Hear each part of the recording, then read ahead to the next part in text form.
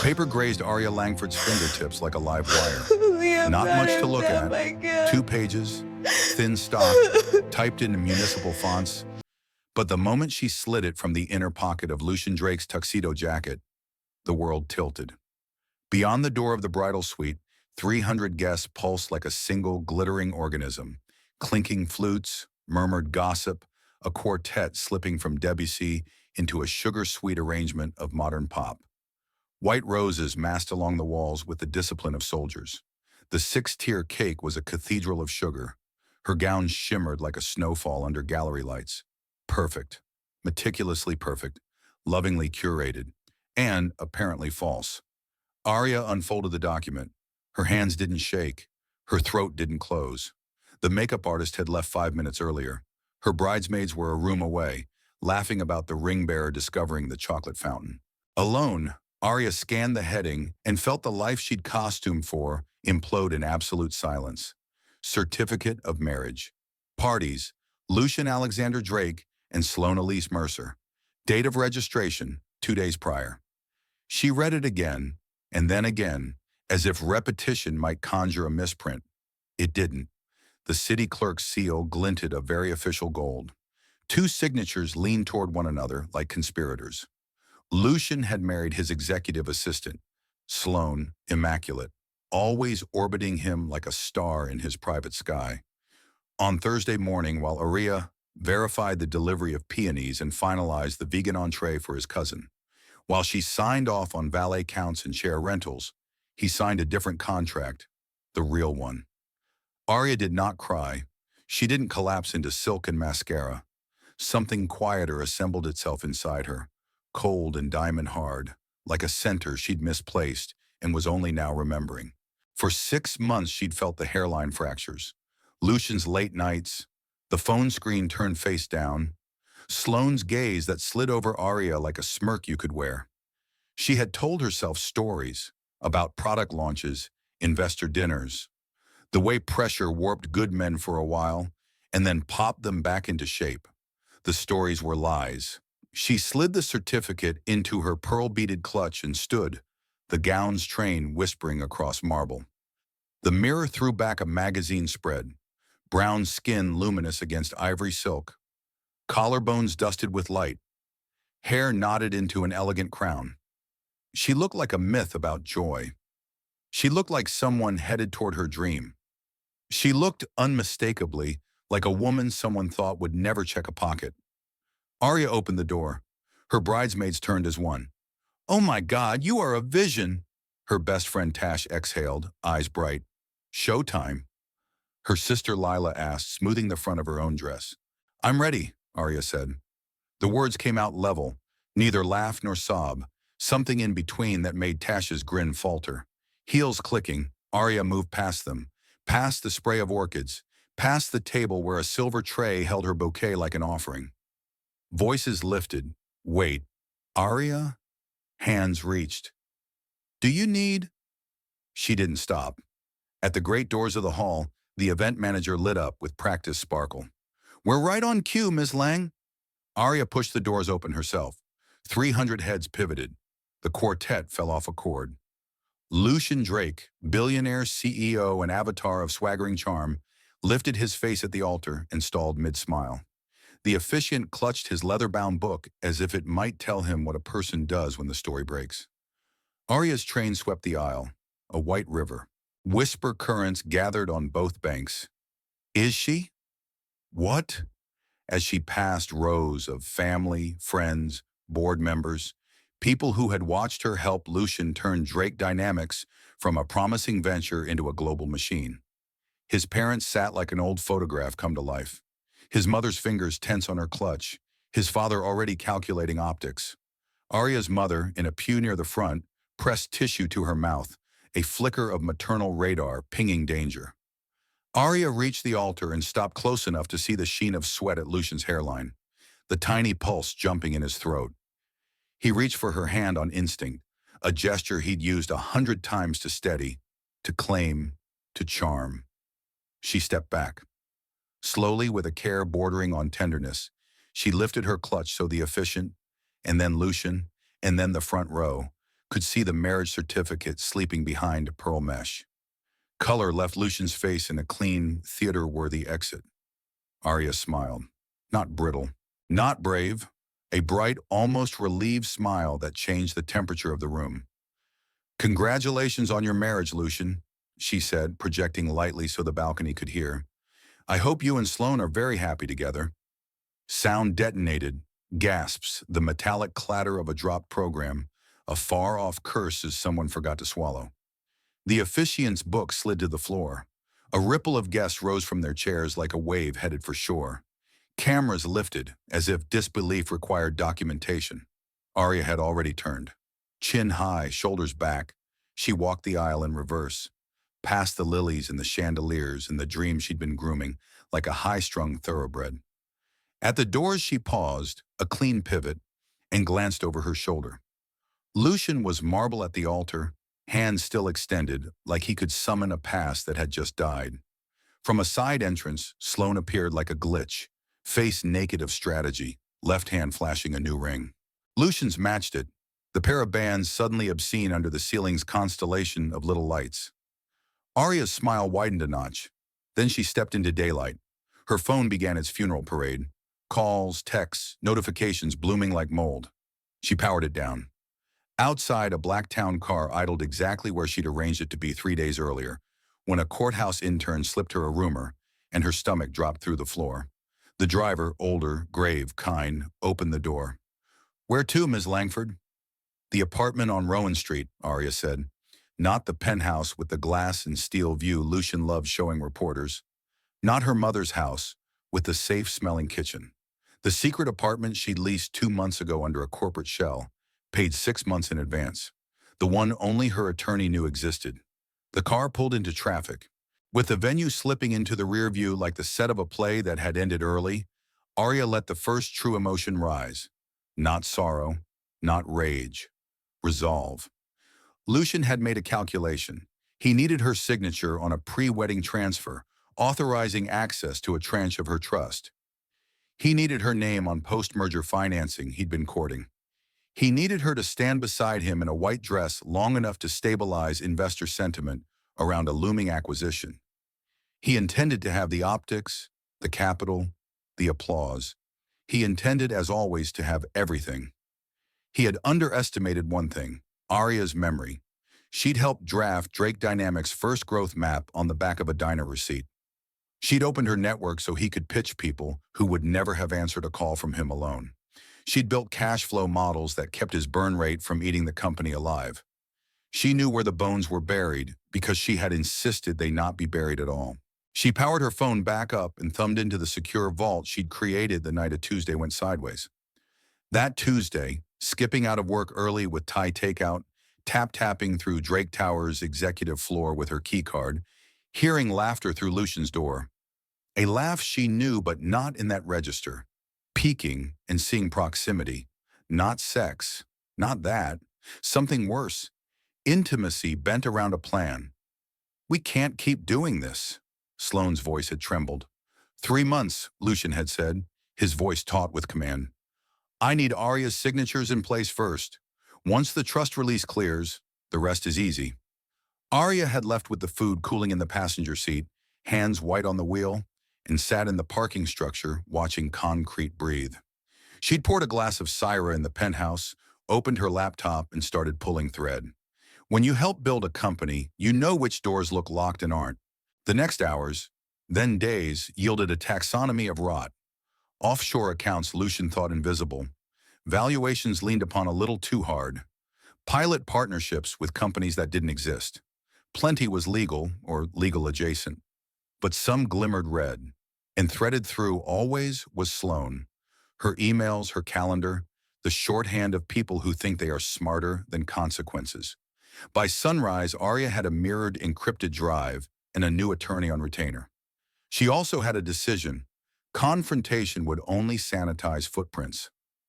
Lucian would spin. He'd pull her into the blast radius, say she'd seen the numbers, that she'd signed the checks, that we had made the calls. He'd be right, in the broadest, dirtiest way. So Aria became an actress. She wore white to tastings, kissed him on cue at the gala, accepted congratulations with a gracious clasp of fingers. She bought the Rowan Street apartment. She boxed her most important documents and moved them one thick envelope at a time. She mapped a war. Now the car nosed onto Rowan, a narrow street shaded by plane trees. Inside the apartment, stripped back to clean lines and purpose, Aria hung the gown on a lone hook, stepped out of the silk like she was exiting a skin, and pulled on jeans and a black crewneck. She braided her hair back. In the living room, her war room, 3 locked file drawers lined one wall. A corkboard crowded another. Printouts, names, colored thread. It looked dramatic. It felt exact. She opened a laptop. Email number 1, Internal Revenue Service. Confidential tip. Attachments. A breadcrumb trail to a Cayman conduit and lightly cooked 10Q flavors that smelled scorched when held up to the light. Subject. Recurring discrepancies at Drake Dynamics. Email 2. Securities and Exchange Commission. Whistle submission. Attachments, slide decks, boasting numbers that had never happened. A strategic partnership term sheet whose signatures were aspirational. Subject. Potential investor misrepresentation. DD. Email number 3, 5 journalists, BCC. Not everything, just the scent. Enough for bloodhounds. Then the investor list. She knew the ones who asked hard questions and the ones who preferred narratives. She sent each a tailored note from an anonymized account. Lines to tug, questions to pose, metrics to test for fraud's particular fingerprints. The writing was neutral, almost bored. It sounded like a compliance officer who still believed in rules. By midnight, she had sent 17 messages to 11 destinations. A garden planted. Some flowers were fast, some perennials. Next, the separation. Aria called her lawyer, Liam Archer. 45, unflappable, voice like the reliable part of a storm. "Tell me you're safe," he said without hello. "Safer than I've ever been," Aria replied. "Execute the plan. Remove me from everything bearing the Drake name. Audits, loans, guarantees. Cut cleanly and completely. We started the shells 2 weeks ago. Today we use them." "That's a lot to pull in a day," Liam said, already typing. "Then we start tonight," Aria said. "The next 48 hours are going to be noisy." She sent him the compiled list. Contracts, consents, the petty permissions Lucian loved to pretend were favors, and then opened her personal finance dashboard. Aria's grandmother's trust had strict levers, some of which Lucian had spent a year trying to pry. Aria moved assets like a chess player, establishing redundancies and timers. She set up alerts that would wake her at 3 a.m. if a penny veered left when it should have gone right. She texted her advisor, "Freeze every back door. Assume he tries them tonight." The clock slid past 2. Coffee percolated like a metronome in the quiet apartment. Aria pinned a fresh sheet of paper to the corkboard and wrote in her tidy analyst's hand, "What do I want?" Not his ruin, she realized. Not really. That was gravity, not aim.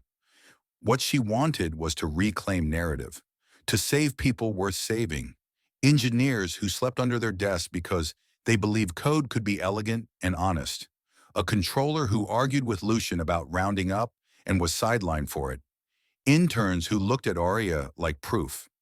She wanted to make the board ask the questions they were paid to ask. She wanted Lucian's empire to stand or fall on what was true, not what he could charm. And she wanted out, clean, intact, unbent. She started drafting a second plan. Restructure without the Sun King. If Drake Dynamics toppled, jobs would go with it. But if its bones were sound, if you cut away the rot and stitched the muscle to a new spine, maybe it lived. Aria built a playbook a competitor could execute. Targeted client acquisition, culture triage, a 12-week runway patch for payroll, then a 12-month rehabilitation that starved the infection of Lucian and fed the organism. At 5, she slept on the couch for an hour. At 6, she showered, put on a slate suit and low heels, and looked at herself. Not a bride or a cautionary tale, an operator. At 7:30, she knocked on a door on the 30th floor of a building her mother would have called respectable old money. Gregory Hale, CEO of Vectoris, Lucian's sharpest rival, opened it himself. In person, he looked less like a headline and more like a man who refused to be surprised by anything. I heard about whatever last night was, he said, ushering her into a spare sunlit conference room. I'm either offering condolences or congratulations. Offer neither, Aria said, setting a slim folder on the table. Read. He did, eyes moving with the kind of hunger that means a person used to build things before the boardroom softened him. When he looked up, something like respect replaced caution. This is surgical. It's also legal, Aria said. Every analysis is my own. Anything sensitive is already with the appropriate agencies. And you're bringing this to me because I'm opening Langford's strategy, she said, and because you are perfectly positioned to catch what falls. I'll build you a custom version of this plan, execute the first 90 days with your team, and train your people to run the rest. My rate is painful. You will pay it. Gregory smiled. Who taught you to negotiate like this? A man who thought I'd never use it on him. They talked terms until the hour turned, and when Aria left, she had her first contract and a retainer number that made even her breath hitch. On the sidewalk, the city looked the same. Buses, pigeons, one girl crying into a phone. But Aria felt the plane of her life click, like a bone set back into place. Her phone, now deliberately on, convulsed. Texts from Tash. Are you alive? I'm coming. From Lila, I will commit crimes, say the word. From her mother, baby. From unknown numbers, press, investors, strangers. She sent 3 replies. Tash, I'm safe. Later today. Bring sunglasses. Lila, no crimes. Coffee. Noon. Mom, I'm okay. I promise. I love you. Back at Rowan, Aria poured herself water and stood looking at the board.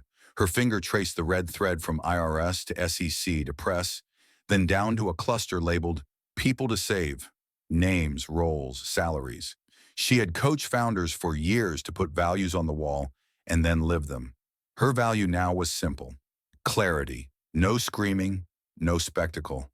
Let the truth do its work. Her phone vibrated again, an unknown number she recognized anyway. Lucian, where are you? We need to talk. There's been a misunderstanding. The audacity almost made her laugh. She typed, deleted, typed again, and finally sent 3 words. Aria, there's been clarity. She blocked his number, then opened her laptop and wrote one last email. To herself, scheduled to send in 6 months. Subject line. Remember. Remember the aisle and the hush and the way your spine felt like a column of steel. Remember that your power wasn't the documents in your hand. It was the decision in your eyes. Remember that the best revenge is clean books, a payroll met, a team protected, and a life so good their names don't echo. When she hit schedule, the apartment felt very still, as if holding its breath with her. Outside, the city took no notice. Inside, Aria picked up her bag, slid on sunglasses, and stepped back into the day. No veil, no bouquet, no script anyone else wrote. The smile she wore wasn't for them. It was for the woman who had finally, beautifully, chosen herself. Morning in the Rowan Street apartment arrived like a verdict. Aria woke to pale light and a phone vibrating with the tenacity of a jackhammer.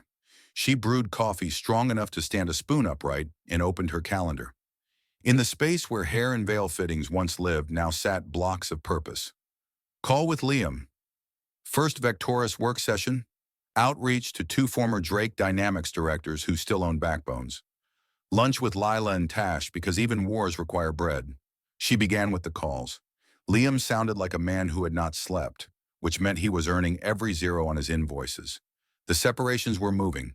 Her name was vanishing from joint accounts and signature cards with a speed that would have impressed a magician.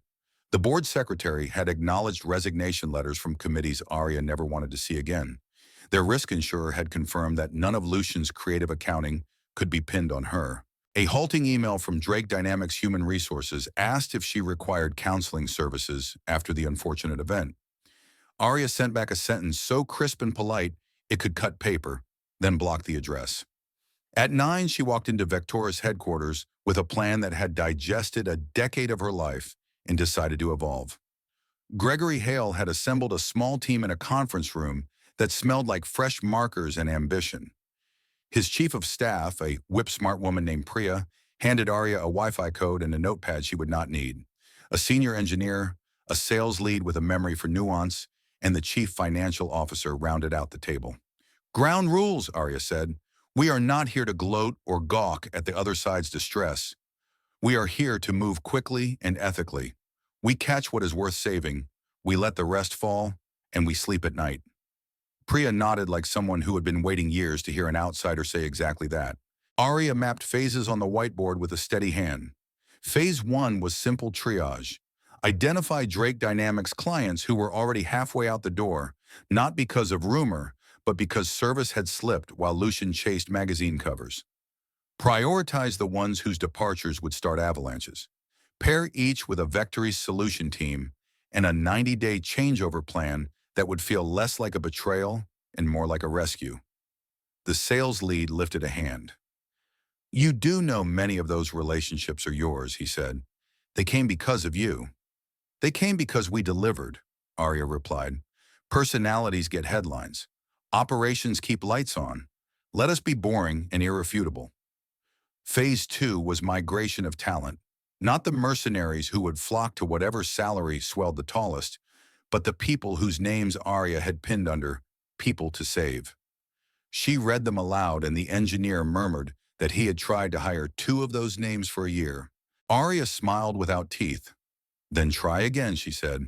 Only this time, you go in with an offer that respects what they carried on their backs while someone else posed for photos. Phase 3 was narrative.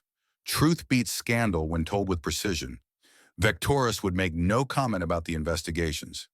They would talk instead about stability, transparency, and a future in which the code and the numbers matched. Gregory agreed without flourish. He had been doing this long enough to know that appetite for drama is a fire you cannot feed.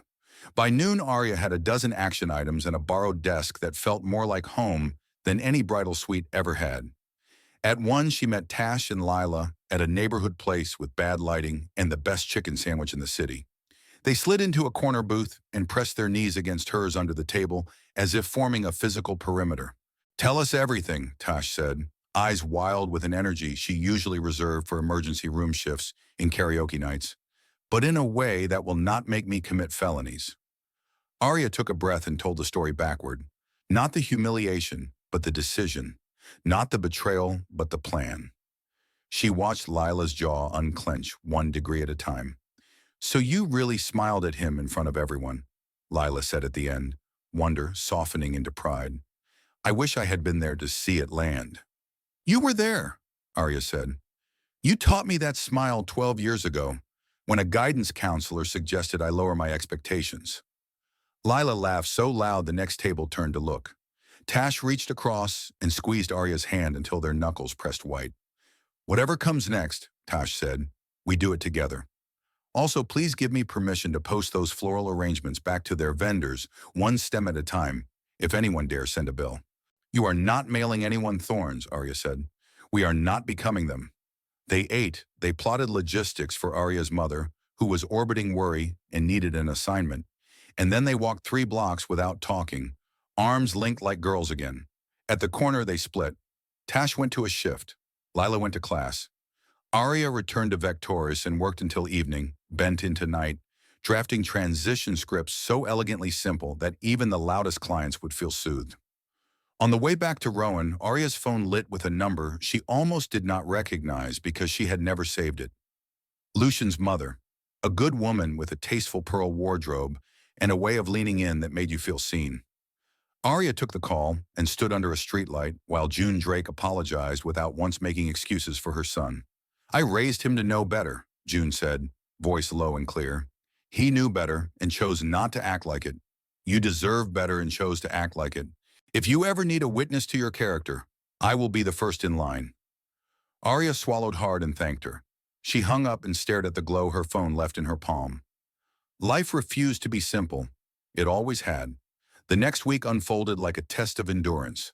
The first articles appeared, professional in tone, but edged with a sharpened curiosity the tech press loved. Anonymous sources said there were irregularities at Drake Dynamics. The board hired outside counsel to review internal controls, a phrase that meant someone would be counting beans for real now. The IRS requested documents. The SEC sent letters. Aria stayed quiet. She returned calls from clients who had always called her first.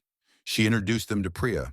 She signed a lease for a small office and bought 2 plants she had a 50% chance of keeping alive. At night, she worked on a second deck, a version of the restructure plan she could hand to any competitor with a checkbook and a conscience. She priced it so high, even men who wore their egos like medals would hesitate. Not because she needed the money, but because the steepness of the fee reminded them that clean strategy costs. Her mother came by the apartment with a casserole no one would eat and a box of her grandmother's journals. Aria sat on the floor and read about a woman who had once crossed a city in winter to deliver a package of documents to a lawyer because a neighbor's landlord was a bully.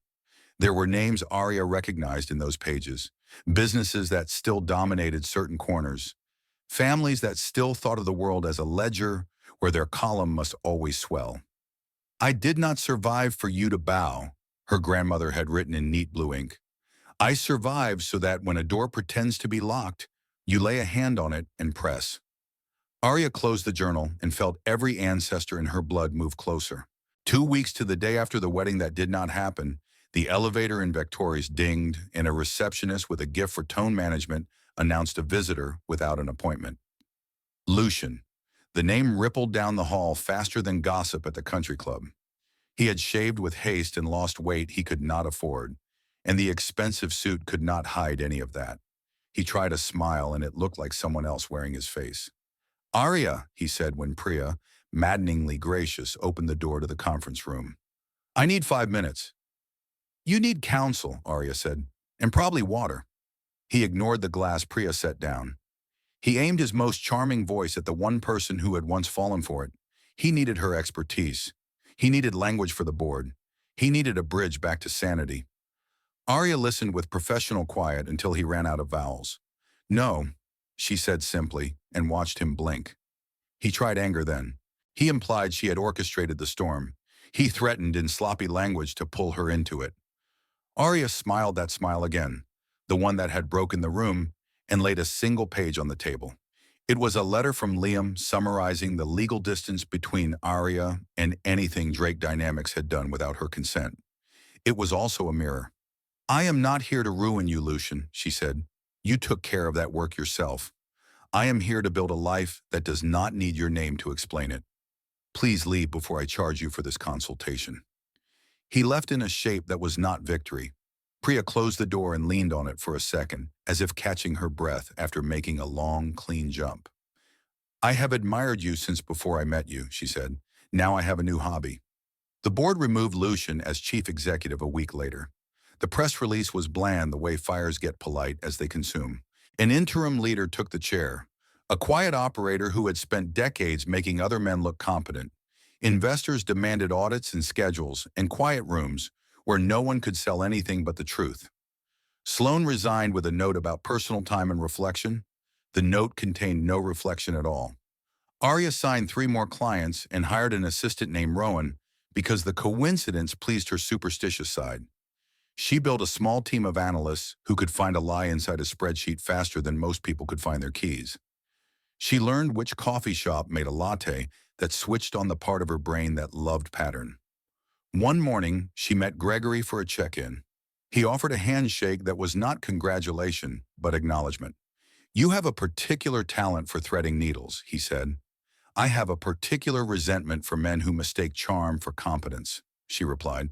They laughed the soft laugh of people who knew how close they had come to a different timeline. Gregory slid a folder across the table. "Retention," he said, "of the first 3 accounts you helped us land. They are not just staying, they are sending others. Your name is currency. Spend it wisely." Aria walked back to her office and sat for a minute before the day took her. She thought about the girl in the mirror on wedding morning, the one the world would have called lucky. She thought about her grandmother on a winter street, the one the world would have called stubborn. She thought about an empire made of paper and about the strangely soft sound paper makes when it burns.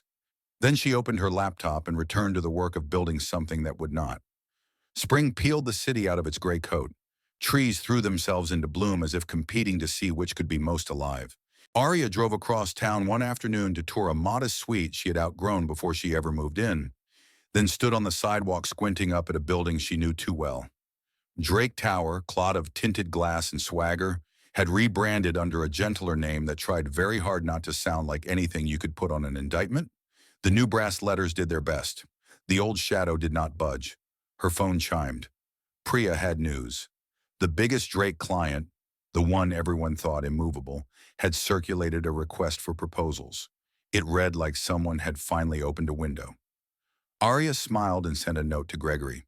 She suggested a team, a pitch sequence, and the timing of a call that would catch a decision maker between two flights and more open to reason than usual. Gregory answered with a single word. Done. That night, Tash kidnapped Aria for dinner at a place with twinkling lights and a server who winked like they were co-conspirators.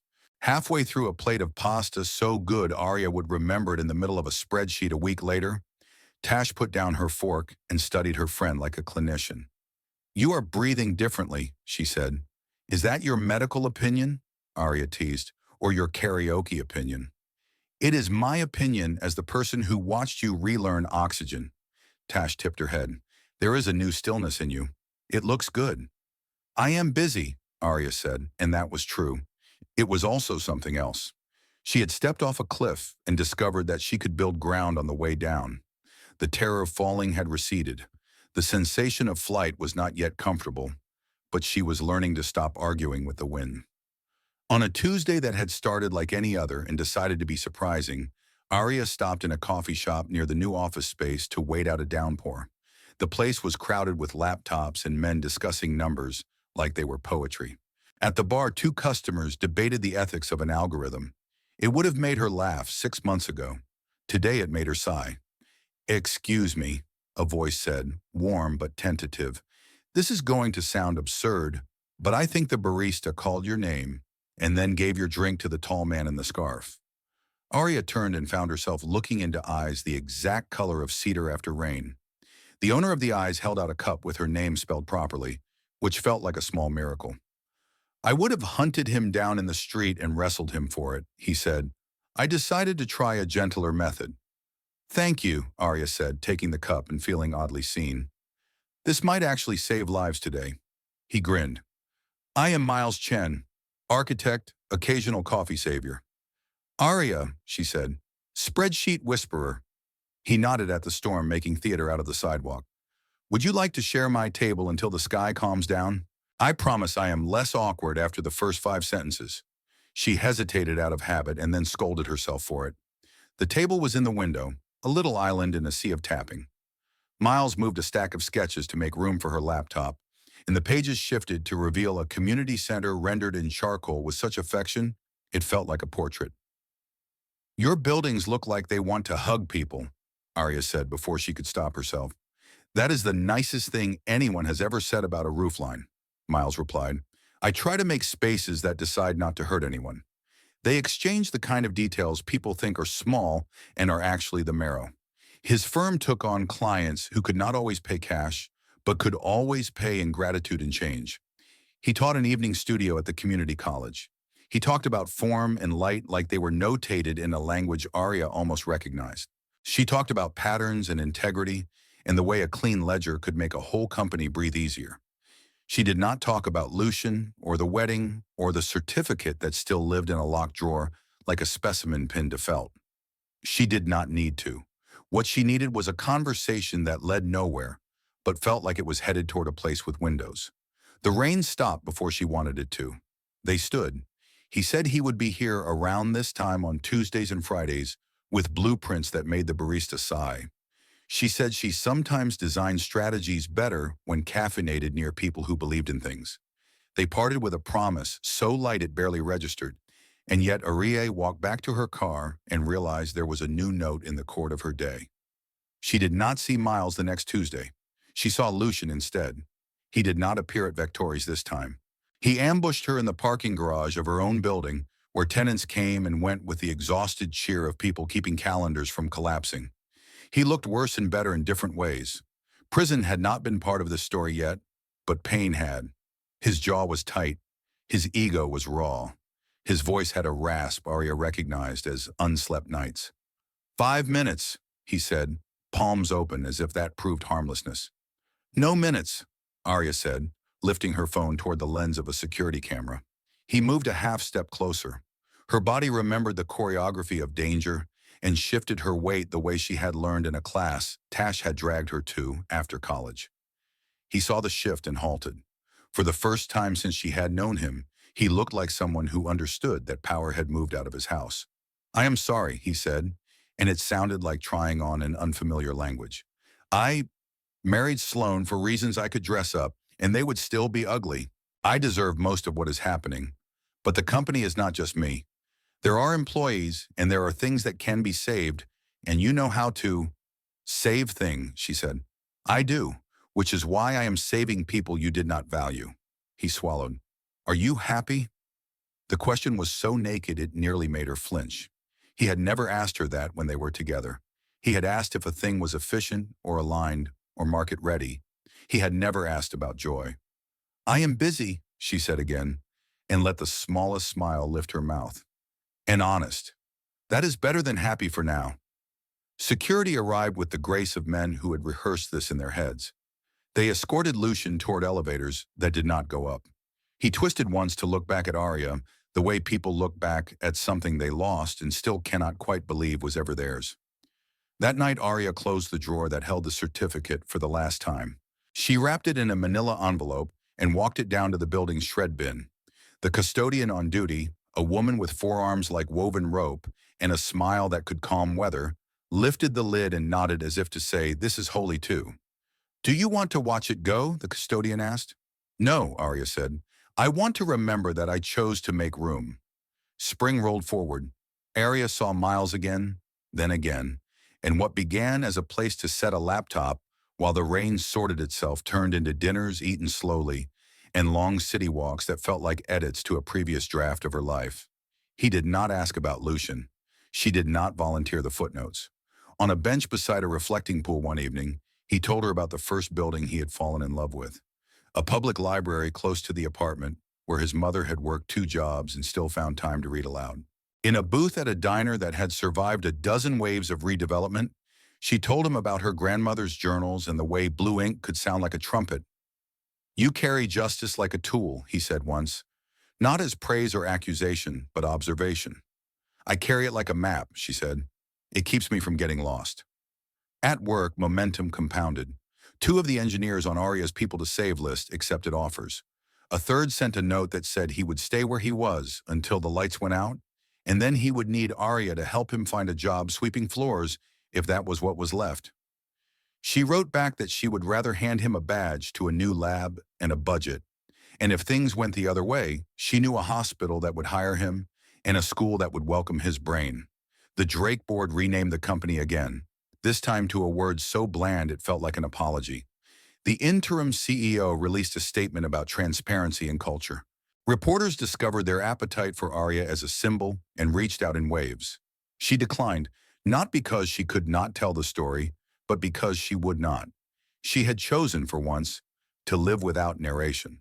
The call came on a soft Thursday afternoon, the kind that stretches time like sugar. The company board had voted to sell the building that once housed Lucian's throne. The buyers were committed but not inflexible. Aria hung up, stared at the green bar of her bank account, and experienced the strangest sensation. It was not revenge, it was geometry. A vector pointing at closure.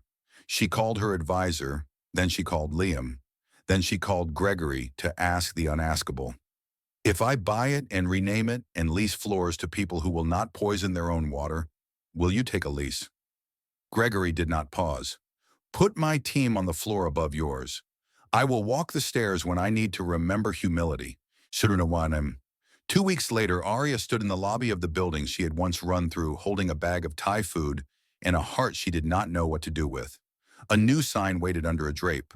A small crowd of employees and tenants and opportunists gathered to watch a woman with a braid and a quiet smile christen a structure with a name that sounded like a promise. Langford Plaza. The word did not gloat. It did not spit. It simply occupied air. Aria lifted the cord. The drape fell. Cameras clicked politely, almost reverently. She cut a ribbon she had not ordered. She shook hands and posed, and then, when the crowd thinned, she took the elevator to the 32nd floor and stepped into an office where a window remembered everything. She stood still for a count of 10, and then she laughed, a sound that had weight and lift at the same time. Her phone buzzed.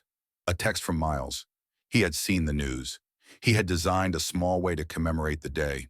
A short while later, a courier delivered a simple drawing in charcoal, the outline of a building with a light sketched in every window. On the back, he had written 4 words that would become a refrain in her life. You made space shine. Summer arrived like a verdict of heat. Langford's strategy doubled. Aria signed a contract with a venture firm that wanted her eyes on their books and her voice in their rooms. She declined a publisher's offer to write a memoir about betrayal and instead agreed to teach a seminar on ethics and operations at the university.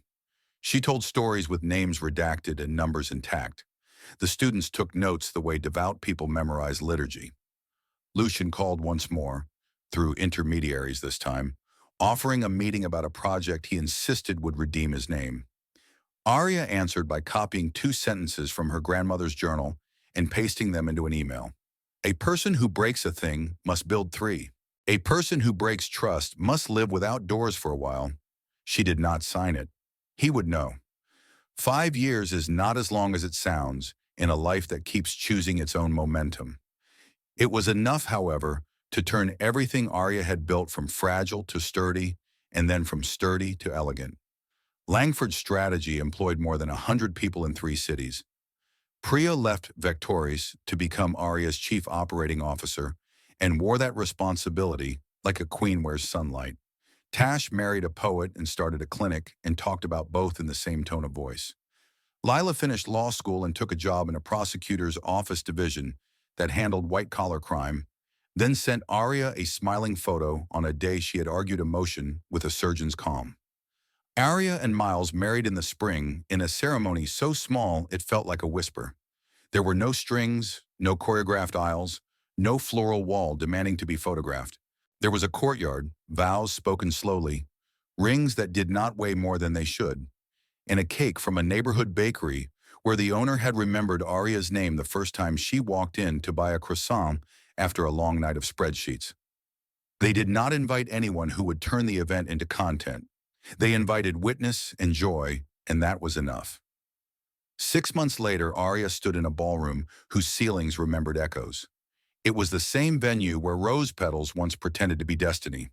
Tonight it hosted a gala for the Langford Foundation, a fund Aria and Miles had built to seed businesses owned by women who understood both margins and grace.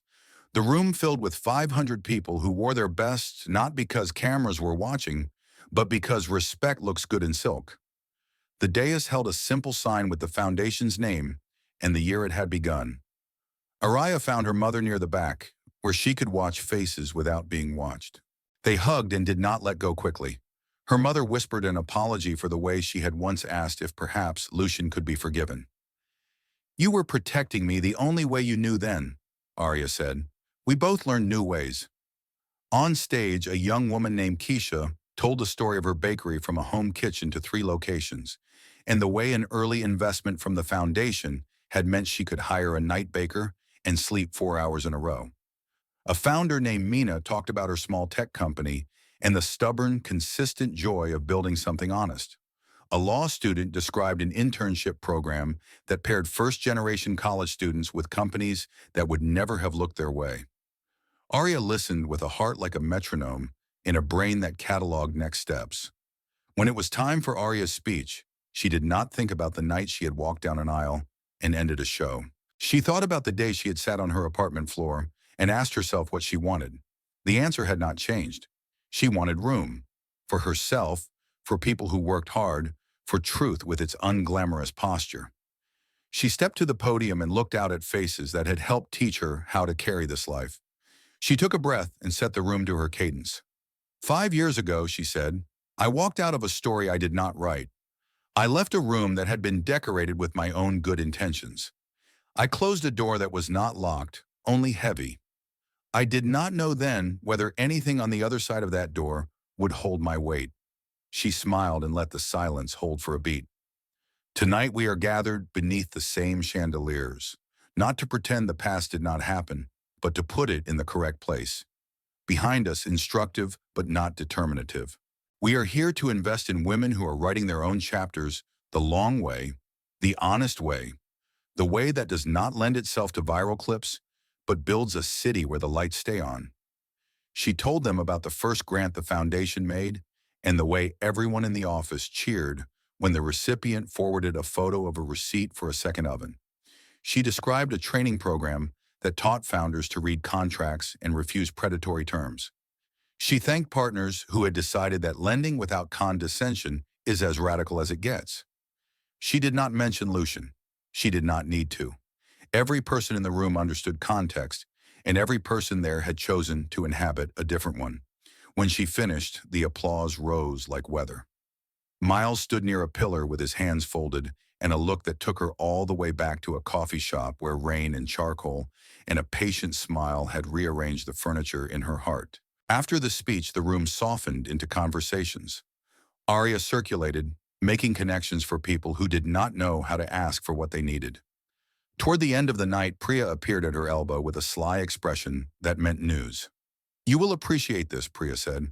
"A company we advise received an application today for a mid-level operations role. The applicant was Lucian Drake. They called me for a reference, perhaps out of mischief more than diligence." Aria felt something settle inside her. Not triumph, but an end to a sentence that had run on too long. "What did you tell them?" she asked. "The truth," Priya said. And because she was who she added, "and the whole truth." They smiled, not viciously, but with the kind of relief that makes space for sleep. A month later, Aria stood in the sunlit lobby of Langford Plaza and watched a small group of interns walk through the turnstiles with faces arranged into hope. She loved this season. The way talent arrived unarmored and ready. She gave the welcome talk herself because she refused to delegate the part where new people learned what the word honest meant here. It did not mean spotless, it meant accountable. It meant that when they messed up, and they would walk toward the person who could help them fix it, not away. Afterward, in her office, she opened a message from the city. Her foundation had been nominated for a civic award. The ceremony would take place in a hall with good acoustics and worse chairs. She said yes because sometimes a stage is not vanity, but velocity. Visibility can carry other people forward. On the night of the ceremony, as she stepped onto a small platform and took a modest plaque, Aria's phone buzzed in her clutch. She glanced at it when she sat down. It was a text from a number not in her contacts, and yet familiar in the way old songs are familiar, even when you have not listened for years. "I watched the live stream. You are Woody. Congratulations. You built something no one can take. I am sorry for everything." It was signed Lucian. She deleted the message without storing the number. It did not feel cruel. It felt like refusing to put a weight back in her pocket after learning to walk without it. Life did what it always does when you are paying attention. It kept going. The foundation funded a program that taught high school students how to vet a contract and read a balance sheet. Langford Strategy opened a small office in a city by the water and hired a woman who had once run an entire department while a man took credit for her heir.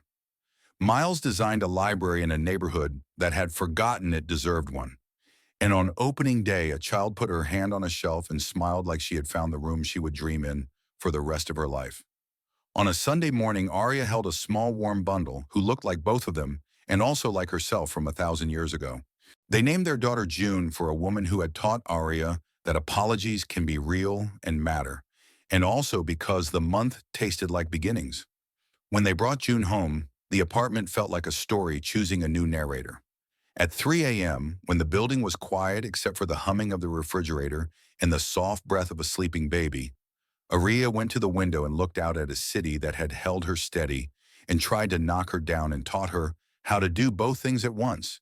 She thought of numbers, not the kind that show up in glossy profiles, but the ones that measure different sorts of wealth. A ledger of trust, a balance of peace, a series of deposits into a future good enough to house other people's dreams. She thought of her grandmother's blue ink and the custodian with the rope-strong forearms and the interns' faces and Miles's charcoal lines and Tash's insistence on joy and Lila's sharpened questions. She thought of the aisle and the hush and the moment when she lifted a clutch that held a sheet of paper that could have ended her and instead introduced her to herself. A week later, in a meeting that should have been ordinary, Gregory Hale arrived with a look that meant something had happened. He waited until the end, because he understood theater, and then laid a newspaper on the table. The kind that still inked your fingers if you read it too slowly. Former CEO sentenced in securities case. The article was an inventory of consequences, fines and restitution, prohibitions and restrictions, words that could not be spun into victories. Aria read it once, then folded it and set it aside. Her team watched her with a kind curiosity that had become part of their culture. She did not crow or sigh. She did not pour champagne or pour out tears. She picked up a pen and wrote 3 items on the board for the afternoon block. There were audits to complete for a client trying to do the right thing under stress. There were exit interviews to conduct for employees leaving to start their own shops, which counted as a win. There was a pro bono project to launch for a nonprofit that handled eviction defense and needed operations help more than it needed speeches. When the meeting ended, Gregory lingered. "You never once made this about him," he said. "It was never about him," Aria replied. "It was about the rest of us." Near the end of that year, Aria walked through the lobby of the building she owned and stopped to tie her daughter's shoe. June looked up with the solemn focus of a child assembling a world. "Is this your house?" June asked. "It is a place I help keep safe," Aria said. "For all the people," June said, as if confirming a rule she intended to remember. "For all the people," Aria repeated, and felt the truth sit down beside her like an old friend. On the anniversary of the day the room broke and her life began, Aria woke early and slipped out while Miles and June slept. She drove to the venue with the chandeliers, stood in the quiet lobby, and took a breath that went all the way to her heels. She was not there to haunt a past. She was there to thank a younger self for refusing to drown in a dress that looked like a fairy tale. On her way out, a florist arrived with buckets of peonies, bustling and humming. The woman looked up and recognized Aria with the quick shock people get when life turns a corner in front of them. "We did your flowers years ago," the florist said. "It did not go the way anyone expected. I watched you walk away and I thought, I want my daughter to learn that move." Aria smiled and wished her a day free of wilt. Outside, the morning was beginning over and over in 1,000 windows. She drove to Langford Plaza, rode the elevator up, and walked into an office where her assistant had placed a small card and a cup of coffee that tasted like competence. The card was from Priya. It said simply, in her neat hand, "Thank you for building a company that is not a performance. It is a life." Aria set the card against a paperweight shaped like a compass. She opened her laptop. Numbers waited, but so did names. People to save had become people who saved. Clients to catch had become clients who stayed. The cork board in the Rowan Street apartment had been replaced by dashboards and teams and a culture you could feel when the door opened. But the red thread still ran through everything. It spelled out a choice made in silence in a room full of witnesses. In the end, she decided, the story had never been revenge. Revenge is a plot. This was a practice. A way of getting up every day and choosing clean over clever, steady over shiny, the long work over the short win. The smile she had worn as she walked away had not been the blade. It had been the key. It had unlocked a door that had only ever pretended to be locked. She closed her eyes for a breath and saw the moment again. A clutch lifted. A room stunned. A woman walking. She opened her eyes and saw a different room full of people working under her name with their names intact. She smiled now the way she had smiled then, not at anyone in particular, but at the life on the far side of courage. Then she began her day.